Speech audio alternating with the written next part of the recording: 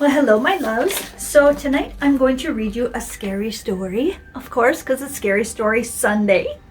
And it's from one of my favorite books. I know I read a lot of stories from this book, but it's because these stories are great. They're not too terribly long, and they actually are pretty fucking freaky. So this book is called Horror's 365 Scary Stories. Get your daily dose of terror. So I got Fredward and Fuckhead here. I mean, that's what we named them for now, is Fuckhead, because damn hair, couldn't really think of anything else, and it just kind of fits him. No offense, Fuckhead.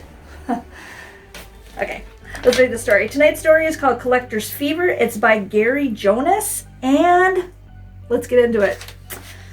My collection of bodies is getting too big for the basement. Okay.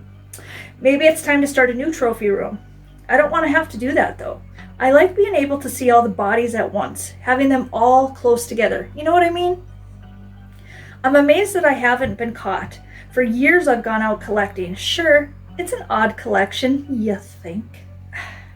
And I can't show anyone, but rich folks who buy stolen art treasures on the black market don't show off their collections either. So it's not that rare. They call them their secret treasures. My collection is secret. Very secret. And I like to think of the collection as sort of art gallery, my own private gallery. So the first person I collected was my high school sweetheart. I wanted to collect her ever since she dumped me before the prom, but I resisted the temptation. I had nowhere to put her. So I waited. After I got my job as a mortician, I bought this house. It's not in the best neighborhood, but that works to my advantage. I took the house because it has a huge basement. I've lived here for 10 years. When the feeling takes hold, I go out and collect another person for my art gallery. Donna was first. She remains the most special. She will be 25 forever. Every now and again, I have to clean my trophies. Even after I've embalmed them, they continue to deteriorate. I have the basement climate controlled, which helps to slow things down, but I can't stop the decaying process completely. I'm not God. Donna looks great today. She's dressed in a frilly blue dress. I would have given her a low-cut dress, but that would show the incisions, and I can't have that. She still looks beautiful and innocent, though I took her innocence at the age of 17. I still love her. It was easy to get Donna, even though she was married. I simply arranged to bump into her at the supermarket, and I acted like I cared how her life was going. No, I didn't. Not in the least. I asked about the husband, the kid, the job, and I asked if she'd like to go for a cup of coffee. She hesitated since she had a couple of frozen food items, but then shrugged and agreed. We checked out and loaded up our groceries in our cars. In my trunk, I had a rag soaking in formaldehyde. I took the rag, walked over, and slapped it over her mouth and nose. She gasped, and the formaldehyde took effect immediately. Even I was shocked. She slumped into my arms, and I walked her to my car. It was broad daylight out, and no one noticed a thing. Not a fucking thing. My first several collector's editions were old girlfriends who told me to take a hike. I didn't deal with that very well. Then I snagged a few old friends I hadn't seen in years. All these disappearances meant nothing since they mostly lived in other cities. I'd drive out, collect them, and bring them home. I'd embalm them at night and then add them to my gallery. When I ran out of old friends I wanted to have around, I decided to collect some strangers. It's like a fever. Yeah, just like a fever. If I haven't collected anyone in a month or so, I get super antsy. I always thought it would end when I filled the basement, but it has not. I guess I'll line the stairs next, then the hallway, then the den, then the spare bedroom, then my bedroom, then the family room, then the living room, then the dining room, then probably the kitchen. After that, I don't know, I guess I'll move and start over. So that is Collector's Fever. Gross. Hope you like the story. It gave me chills the first time I read it. I am a collector of a lot of things, horror memorabilia being one of them. Horror t-shirts, I guess that falls under horror memorabilia. I collect hearts. No, I'm just kidding. I don't collect hearts. I do collect witchcraft type of stuff because I am a witch, yours truly.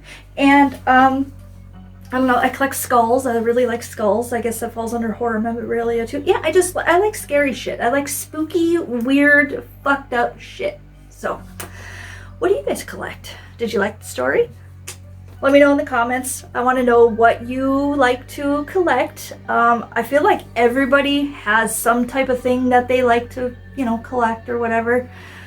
I know a lot of people that collect horror stuff. I know a lot of people that collect other like antique type of things or unique type of things, or like I don't know, fucking shot glasses, teacups, sunglasses, beer koozies. That was me. I also collect koozies, even though I don't drink anymore, but it's still fun. Anyways, let me know what you thought about that story. I'll periodically be reading stories from this book. I'll also be doing my 3-minute or less stories, and those are called mini spooks. So I'll put those out too. I'll do longer stories. I kind of wanted to get back into doing like the serial killer. What was I gonna call it? Just like an extended session, like do several episodes on it. I did it once before, but obviously there's a lot more serial killers than I already have covered. So I'd like to get back into that. If you have other ideas about things you would like to hear about, let me know. I really like doing, I call them what the fuck facts. So it's like really creepy, spooky, weird facts in history, or even just like random facts like that people don't really know, and when you hear them you're like, ooh, you just kind of shudder. It's like, oh my god. So I like to do that kind of stuff. Let me know what else you would like to hear. If you have ideas for stories, I love urban legends, anything like that. I'm excited that Scary Storytime Sundays are back on a roll. I hope I can keep up with it. If I do miss a Sunday, I'll try to hit it on a Monday and release a new video. If for some reason I have to skip a video that week, just know that it's because I was sick or, some stupid shit. And I will get one out as soon as I can. But yeah, we're trying to make Scary Story Sunday nights a thing. Like, just a fun friggin' thing. Just let me read you bedtime stories, okay? Let's just do that. Well, it is Sunday night, so it's the start of a new week, and I hope you all have a very hauntingly beautiful new week. And hope you enjoyed the story.